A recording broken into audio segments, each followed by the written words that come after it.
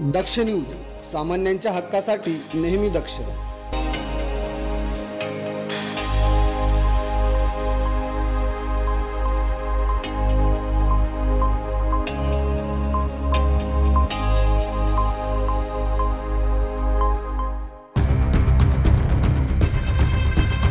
नाशिकच्या आदिवासी आयुक्तालयाबाहेर गेल्या महिनाभरापासून सुरू असलेले आंदोलन आक्रमक वळणावर पोहोचले।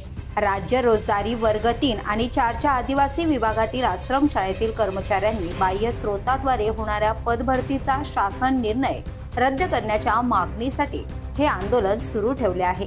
काल सकाळी आंदोलकांनी थेट आयुक्तालयाच्या गेटवरून उड्या मारत आत शिरून अधिकाऱ्यांना जाब विचारण्याचा प्रयत्न केला। पोलिसांनी त्यांना रोखण्याचा प्रयत्न केला, मात्र आंदोलकांचा संताप ओसंडून वाहत होता।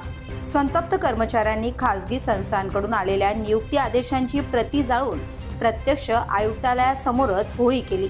गेल्या अनेक दिवसांपासून शांतपणे सुरू असलेला हा लढा आता उग्र झाल्याने प्रशासनाची चिंता वाढली आहे। आंदोलकांनी शासनाने तात्काळ निर्णय न घेतल्यास संघर्ष आणखी तीव्र करण्याचा इशारा दिलाय।